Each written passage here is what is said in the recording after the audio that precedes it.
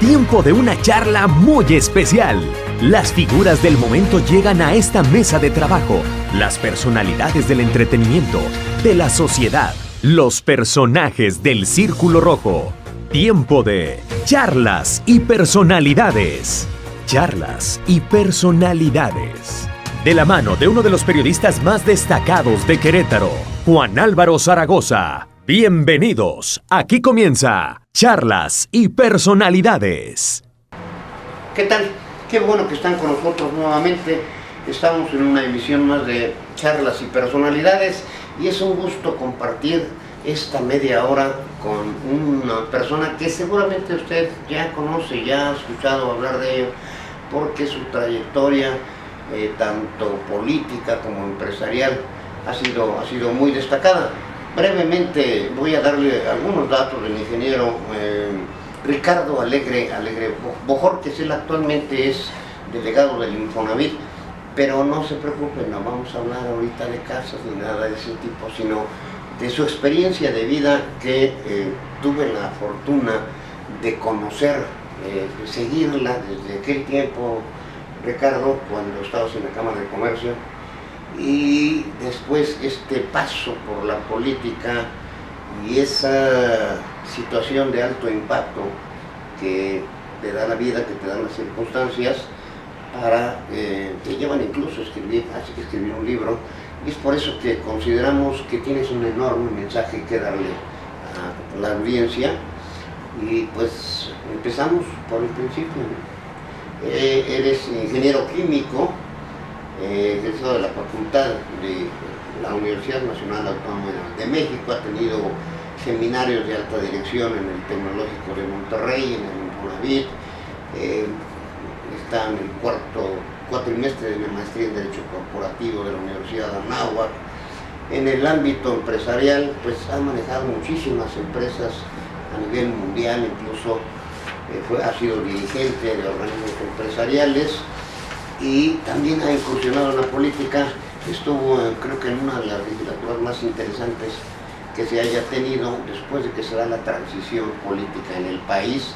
Y de todo esto nos va a platicar Ricardo. Muchas buenas tardes y muchas gracias por permitirme esta entrevista.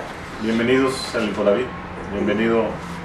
Lo que queremos es entrar a esa alma y ese cuerpo de Ricardo Alegre y ese empuje y esa mentalidad. Ricardo, platícanos, ¿qué te motiva? ¿Cómo nace todo este tipo de situaciones? Pues siempre me he considerado una persona inquieta, rebelde,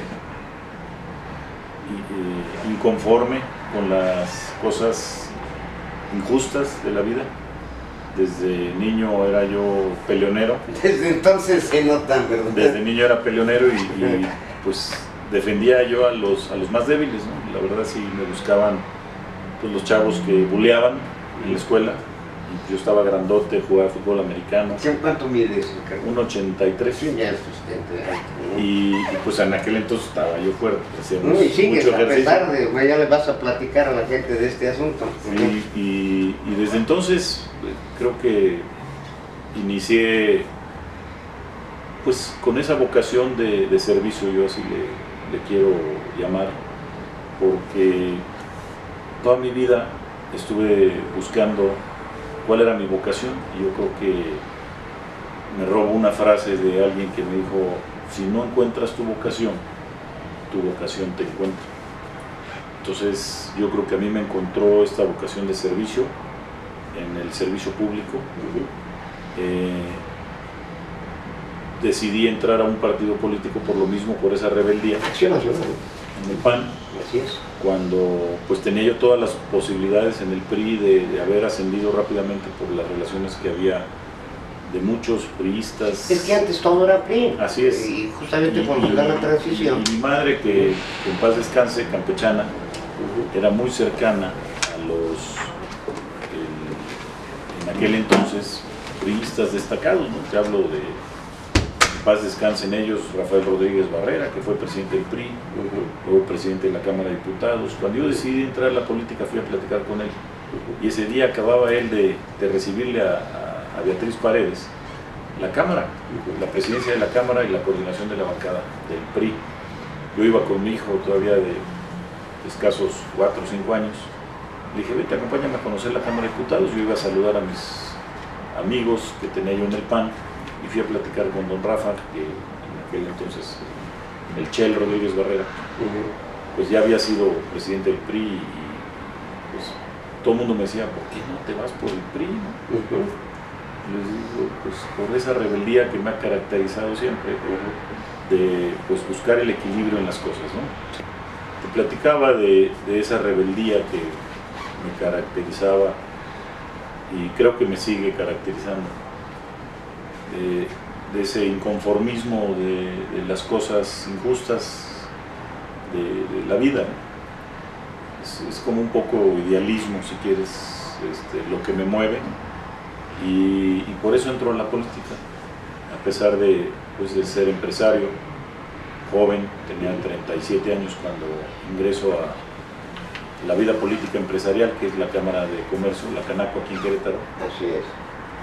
Como vicepresidente, y pues ese entusiasmo hace que yo llegue a la presidencia, ¿no? A pesar de que yo no quería nada que ver con la política en aquel entonces. Y esta es una plataforma importante, Ricardo, o sea, de tanto la Canaco como la Coparmex y la Canacintra, ha sido una especie de trampolín que los motiva a irse a la actividad política. Así es, en mi caso yo puedo decir que no fue planeado.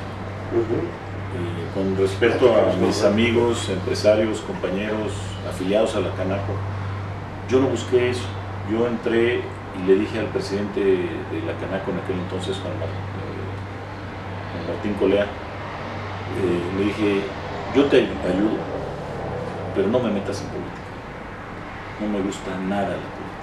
Y los políticos son los que buscan las cámaras de sí, hay muchos que lo hacen al revés, ¿no? Buscan la cámara para participar en política partidista. Yo lo hice pues por ayudar, por participar, ¿no? buscar ese equilibrio entre el gobierno y la sociedad. Entonces dije, órale, sí le entro. Y empezamos a afiliar a muchos empresarios a la Cámara. Me vio Juan el entusiasmo y dijo, vas de presidente, ¿no? Le digo, ¿ya lo platicaste con los consejeros?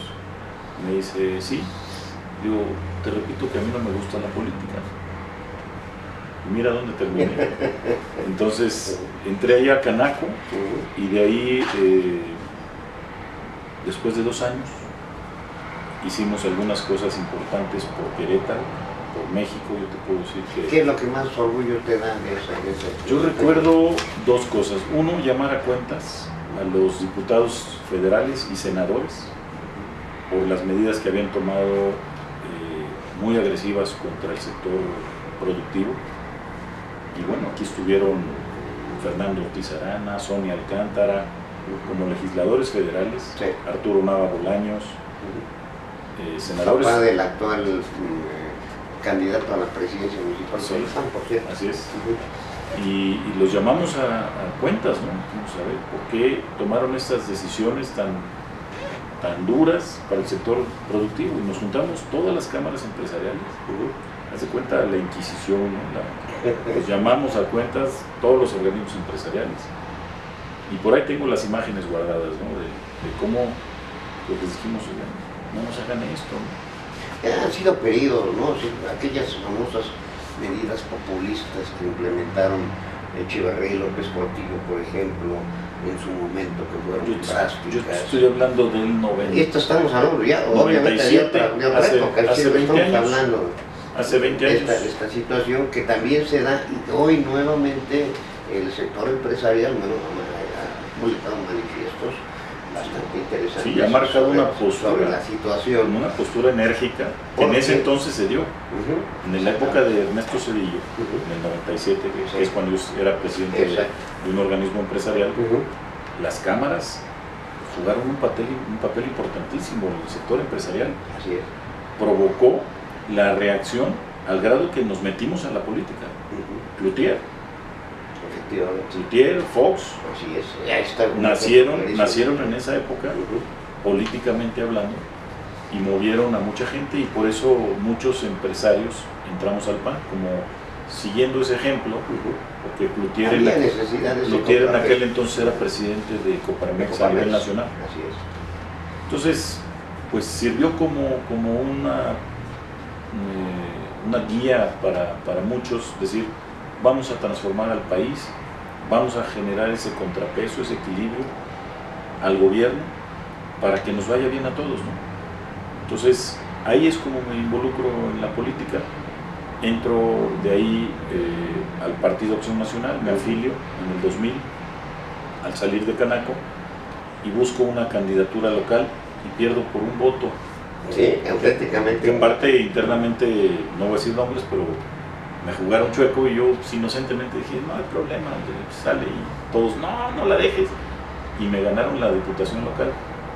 Pero bueno, yo feliz decía, bueno, quedé en segundo lugar, no hay problema. Vamos a seguir. No hay segundo lugar.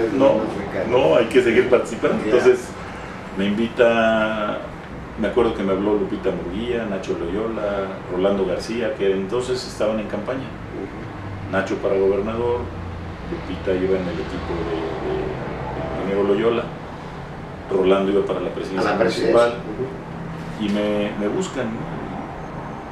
Pensaron que yo iba a desistir y me iba a salir del PAN. Y dije, no, yo entré porque quiero participar, y si no pude participar como diputado en esta ocasión,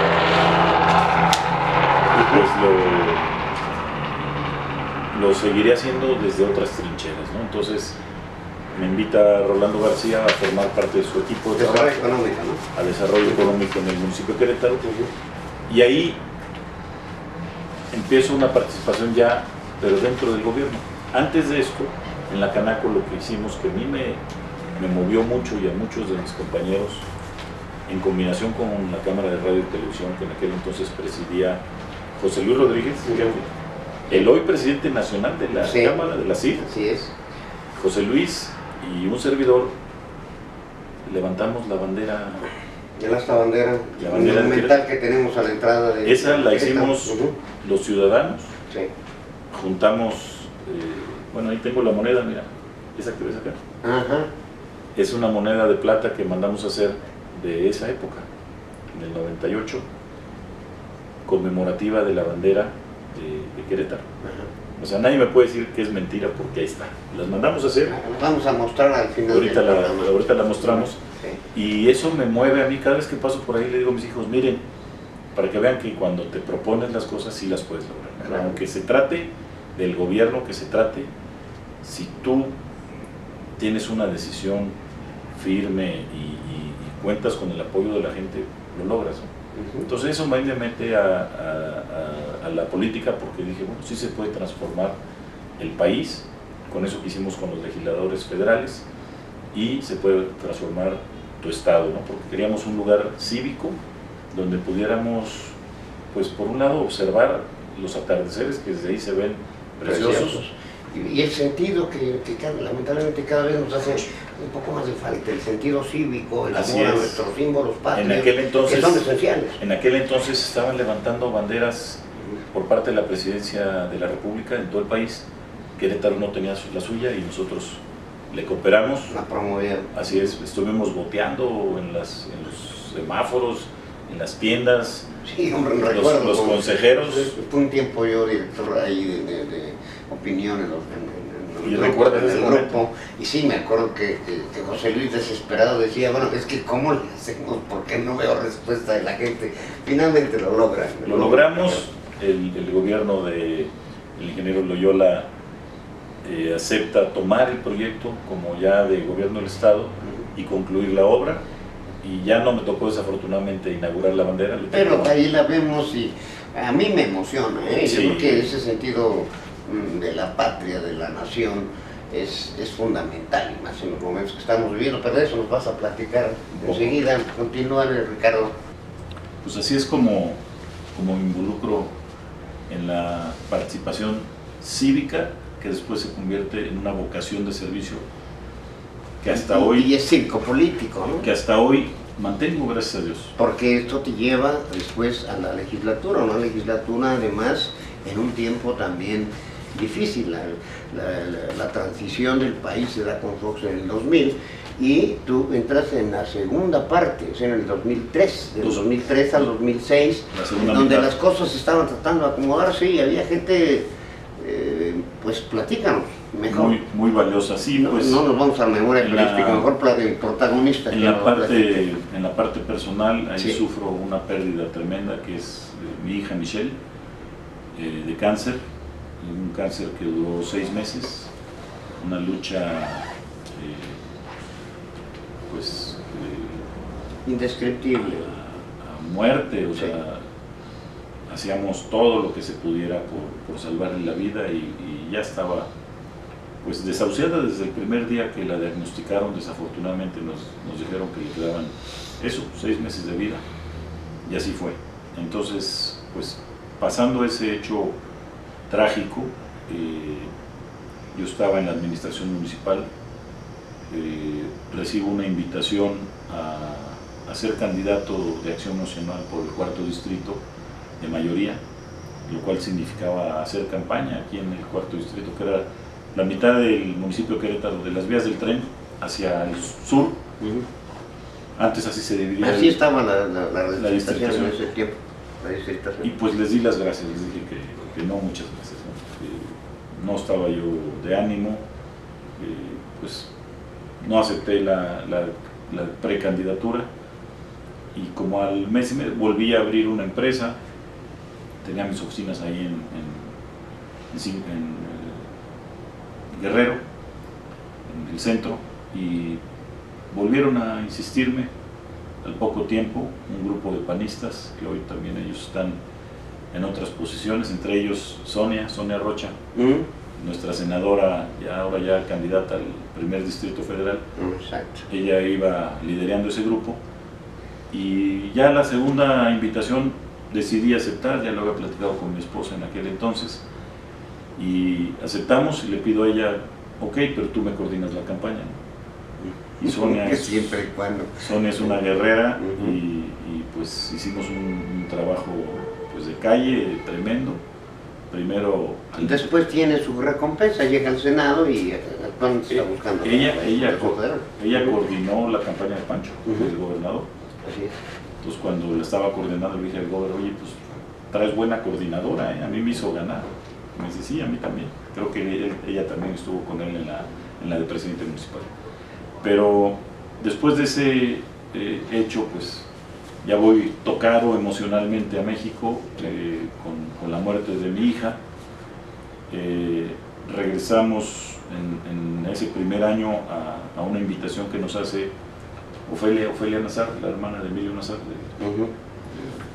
también de la industria de la radio, para formar en Querétaro una fundación de ayuda a niños con cáncer, que es hoy, yo creo que la más, o de las más exitosas aquí en Querétaro, que es AMANC.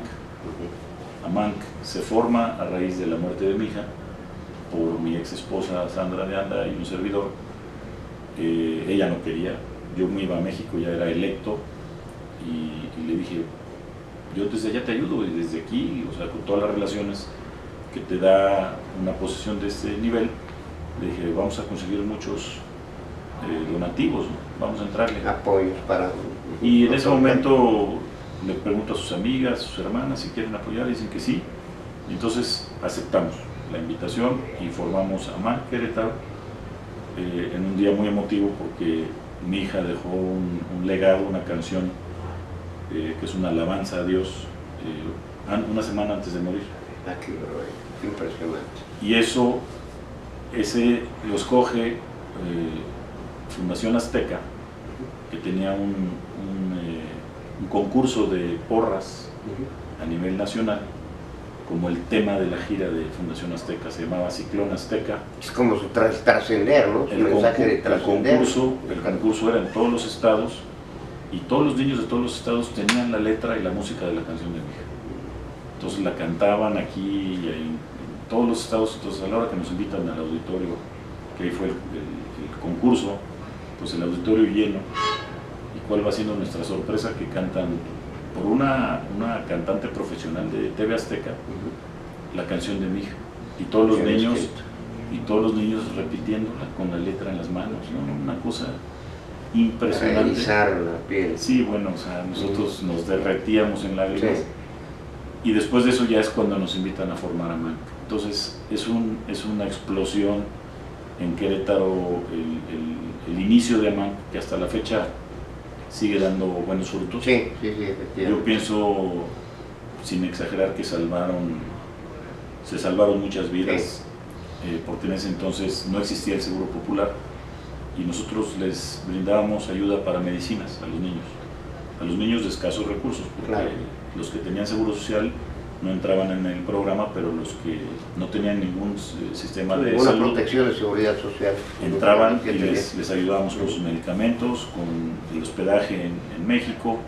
Y hoy AMANC ya no tiene que hacer eso porque ya el Seguro Popular les da eso, pero lo que sí les da AMANC aquí en Querétaro es hospedaje a los niños que vienen a hacerse sus quimios a Querétaro, se hospedan, les dan de comer, se bañan con un familiar, les da el transporte al Hospital del Niño y la Mujer o donde les vayan a dar su tratamiento, se regresan, duermen aquí y ya se regresan a sus comunidades, de donde hayan venido. Entonces, hoy AMANC cuenta con un albergue y todos los servicios para dar ese tipo de apoyos, y seguimos recomendando a los niños con médicos a nivel nacional para casos difíciles. Entonces, pues así me voy a México, ya a la Diputación Federal, con esa vocación de servicio que te digo. Con esa contradictoria situación entre el dolor de haber perdido a un ser querido, el compromiso que te genera esta vocación de servicio que te lleva a la política, una situación difícil, ¿no, Ricardo? Muy difícil, que pues me lleva a descarrilarme, si se puede llamar de esa manera.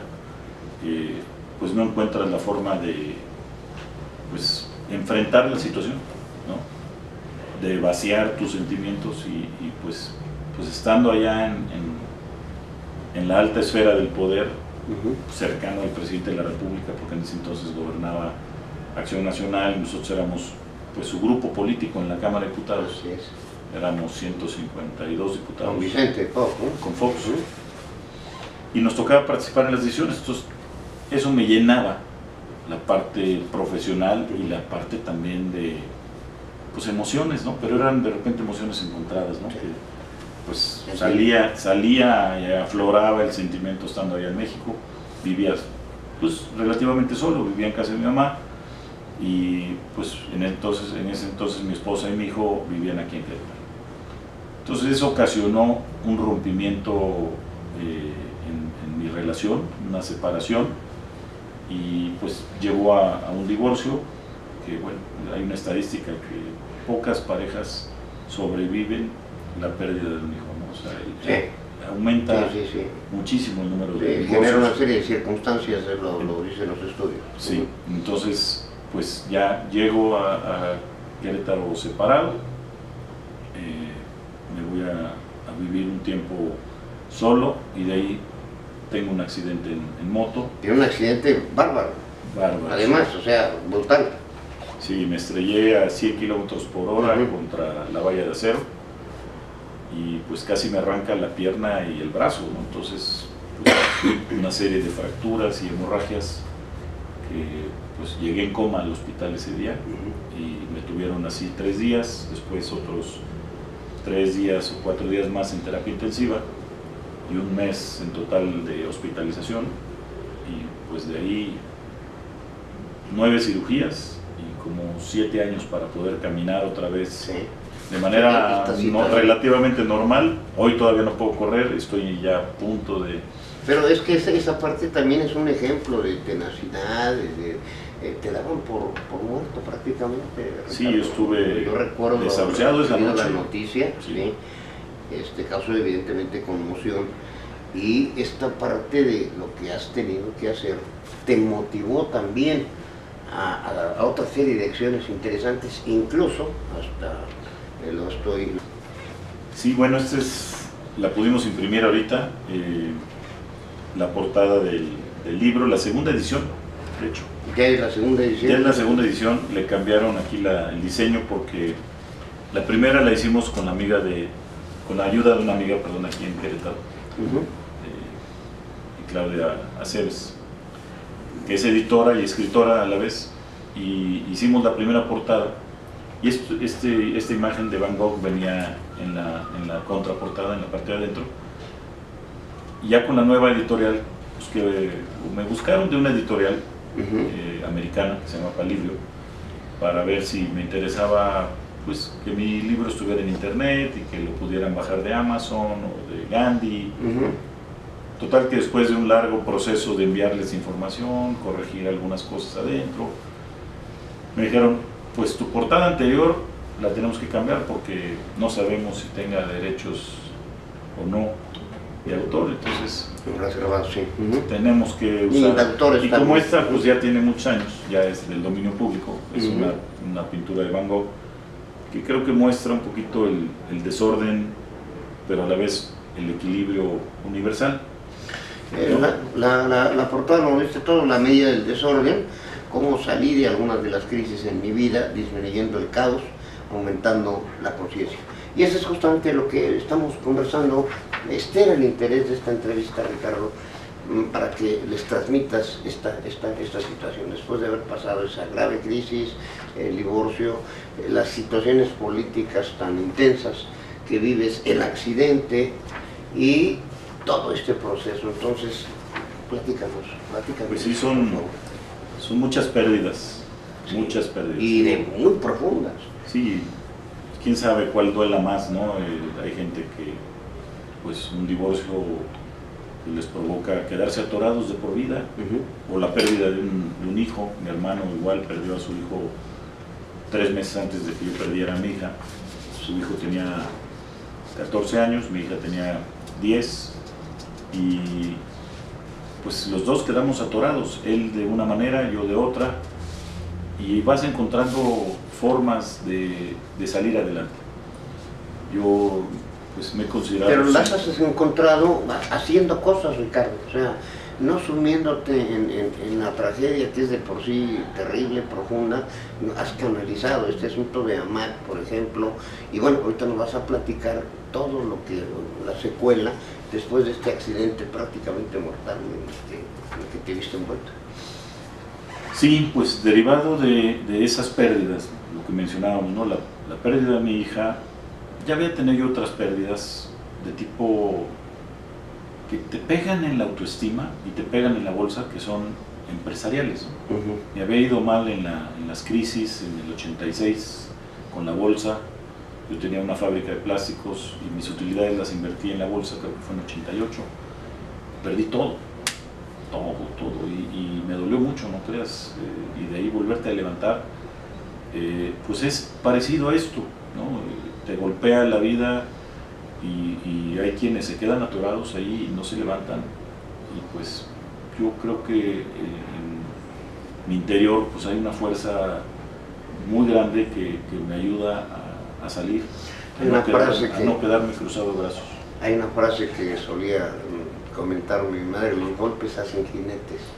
Entonces estos golpes nos hacen caer, pero hay una fuerza interior que nos hace levantarnos y a seguir adelante y proponiendo cosas, que es tu caso, Ricardo. Sí, yo empecé a leer sobre esto durante mi convalecencia, que duró, como te decía, varios años. Sí. Porque pues de puro hospital me eché casi un mes, ¿no? Ahí no pude leer porque la verdad es que... Tus condiciones eran dramáticas. No, nada más eso, tenía yo visitas de mucha gente. Afortunadamente he construido amistades durante muchos años y recibí muestras de cariño y de afecto impresionantes, entre ellas de los medios de comunicación, que me ayudaron a conseguir la sangre que yo necesitaba, que eran 4 litros. 4 litros perdí ahí en el accidente. Pues casi te vacías. Casi, 5 sí, litros. Llegué con una presión arterial de 20, la baja, y no sé si 40 o 50 la alta. Prácticamente muerto, o sea, ya casi llegaba muerto, porque yo recuerdo que me mantuve consciente todo ese tiempo. Sí. Y le decía, ¿Perdiste la conciencia en un momento? Pues relativamente estaba yo como entre mareado y ausente. Pero no llegaste al caso de decir, no perdí la conciencia y regresé como Siempre estuviste consciente. Muchos me lo preguntan Uh-huh. y en el momento en que yo me voy es a la hora de entrar al quirófano. Uh-huh. Ya no resistía yo más, ya me vi en un hospital, ya había saludado a mi hijo, ya me había despedido de mi hijo mayor, que en aquel entonces tendría 21 años aproximadamente, y dije, bueno, así yo ya estoy listo. Le digo al doctor, pues ahí te encargo el changarro, yo hasta aquí ya hice. O sea, ¿pensabas que hasta ahí llegabas Sí. o tenías la esperanza de continuar? No, yo ya estaba preparado para irme. O sea, el momento que estuve tirado en el suelo, sin poderme mover, desangrándome y con la gente viéndome paralizada, lo único que pudimos hacer fue un torniquete en la pierna porque pues, era una hemorragia sí, muy fuerte. Pues yo me fui preparando para morir. Yo dije, aquí me voy a quedar. Lo único que no quería era morir ahí tirado, ¿no? Con un perro atropellado. O sea, me imaginaba yo la escena. ¿No te pasó, como suelen decir por ahí, tu vida rápidamente?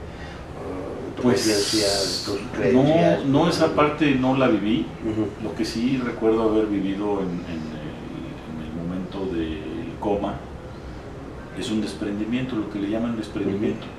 O sea, yo recuerdo haberme visto desde el cuarto, desde la parte de arriba. Hay quien cree en eso, quien no. Puede ser efecto de la morfina que me dieron, porque tenía yo por todos lados, me inyectaban para el dolor. Imagínate las heridas, las fracturas Claro. por todo el cuerpo. Sí, es otro tema, pero se da en ese límite. límite. Son de los síntomas de los que han cruzado y regresado, ¿no? O sea, cruzado la raya de la vida y la muerte. ¿Viste esa luz? No llegaste a ese no punto tuve del que han hablado. No tuve la suerte, porque me hubiera encantado vivir esa experiencia. Yo hago la broma en mi libro que vi la luz, pero era la luz del foco del quirófano, ¿no? Y en ese momento le dije al doctor, ahí se ve, yo ya me voy. Ya te hace efecto. Y cuando yo desperté, pues ya estaba en un cuartito de 2x2, que es terapia intensiva, lleno de aparatos, amarrado, porque dicen que me quería yo quitar todo lo que traía conectado. Y de ahí pues empieza un proceso de recuperación física, emocional, mental. Y lo primero que yo recomiendo en el libro es aceptar la situación. Todos los que están en una situación de crisis o pasaron, sufrieron un golpe, una situación adversa. En cualquiera de los rangos, cualquiera, en sentimental, en afectivo, físico, económico, físico, ¿no? Así es. Lo primero que tienes que hacer es aceptarlo. Igual que los alcohólicos o los adictos, tienes que aceptar que estás en una situación difícil, delicada, que si no haces algo, pues ahí te quedas. Sí. O te vas más para abajo. Entonces, una vez que te das cuenta de cuál es tu situación, pues empiezas a tomar decisiones, ¿no? Entonces, pues las primeras decisiones que yo tomaba eran de sobrevivencia. En lugar del accidente, pues pedir ayuda. Tienes que aceptarlo y pedir ayuda. Entonces empecé a gritar y llegaron unos ejidatarios, fueron los primeros en hacer la llamada a la Cruz Roja, de la cual agradezco nuevamente. Y después has dado un gran apoyo. Y aquí de la delegación pues enviamos una cantidad importante de recursos. A nivel nacional somos el donante número 1, el Infonavit, y por eso pues yo quiero seguir participando y invito a la gente a hacerlo, porque a mí me salvaron la vida. Como a ti, a miles de personas. Millones. Hay que reconocer, en este caso, a esta institución, como se reconoce la ciudad en general, los bomberos, por ejemplo, Claro. muy Claro, yo siento que la Cruz Roja ha recuperado un lugar que había perdido hace muchos años, Sí. de que había mucha corrupción y que las cosas... hoy es otra situación. Yo agradezco muchísimo a los paramédicos que ese día me atendieron, que tuvieron la sangre fría para llevarme con vida, recogerme, llevarme con vida hasta el hospital. Y pues eso, de alguna manera, yo sé que se los quiero devolver a ellos y a muchos, ¿no? Algún día terminaré ahí en el patronato, espero que alguien me invite, ¿no? Pero, Ahí está la situación abierta. Entonces te digo, de ahí pues viene una etapa de introspección a mí mismo, de pues sanar heridas del pasado, ¿no? Que dices, todo esto me lo provoqué yo al momento de no saber administrar mi dolor, mi pérdida o mis pérdidas, y pues me salgo del carril, me salgo de la autopista, me voy por el empedrado, me voy por la terracería, me voy por la brecha y dejo el camino fácil por un camino difícil. Y eso es lo que me provoca esa situación de muerte y pues que se convierte en aprendizaje. Eso es, yo creo que eso es lo importante, saber que ante las situaciones adversas, utilizando nuevamente coloquialmente los golpes hacen jinetes, poder levantarse, sacudirse el polvo y volverse a subir al caballo y hacer cosas que trascienden. Nos quedan 3 minutos, Ricardo. Yo quisiera que dieras este mensaje de lo que comprende la vida, tu vida, de lo que das a conocer, el mensaje pues sí, de lo que ocurre, pero sobre todo esto de motivación, de esperanza, de la creación de la conciencia. Sí, es tan amable, Ricardo. Pues muchas gracias por esta oportunidad, porque al contrario, yo de eso yo creo que la gente tiene mucho que aprender. Yo de eso pido mi limosna, ¿no? Transmitir esta experiencia que...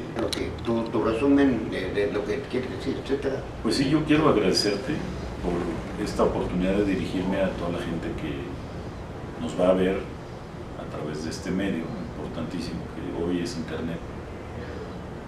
Recomendarles que pues utilicen sus experiencias difíciles, dolorosas, adversas de la vida para aprender, para cosechar algo de lo malo, sacar cosas buenas.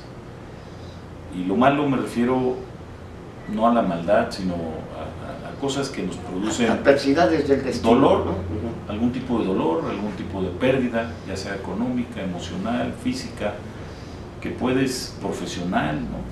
Que puedes pensar que ahí termina todo y no, la verdad, a lo mejor ahí termina una etapa de tu vida, ¿no? Para mí, como me dijo un buen amigo, el Ricardo alegre que yo conocía quedó ahí, en el Fray Junípero, ese 24 de mayo, hace exactamente 9 años, y hoy conozco a otro Ricardo, ¿no? Y así me siento, o sea, me siento mucho más consciente de mis actos, con ganas de transmitírselo a los demás. Estoy buscando la manera de hacer conferencias, presentar el libro. Todavía no encuentro el formato para poder darle ese plus a la gente que a veces se necesita para salir adelante. Yo creo que la adversidad nos hace grandes, nos hace crecer. Cuando existe esa voluntad y esa fuerza interna, Ricardo. Tienes que saber que es posible construir después de que algo tan terrible te pasó, y hay que pensar en los que pierden su casa, pierden seres queridos en un terremoto, en una inundación, y piensan que ya perdieron todo. Pues esas personas pueden convertirse en los seres humanos más hermosos que puedan volcados, echados hacia adelante para hacer cosas por el bien común. Así es. Yo lo viví con mi hija que tuvo pues una enfermedad que le causó la muerte, le costó la vida, y dejó un gran impacto en la sociedad queretana y a nivel nacional a través de una fundación para ayudar a otros niños con cáncer. Entonces yo creo que es cuestión de cómo canalizas tu dolor y tus experiencias difíciles del pasado. Y todo esto lo encuentra usted en este libro, en su segunda edición, La medida del desorden. Creo que vale la pena. ¿Está en librerías ya, Ricardo? Fíjate que no, está en internet. ¿En internet? En la página, métete a internet, con el nombre aparece inmediatamente.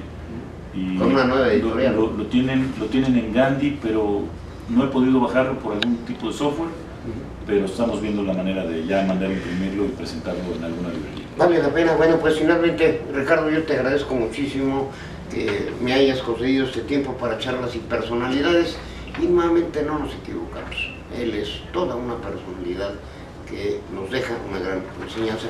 Por su atención, gracias y nos vemos en la próxima. Muchas gracias.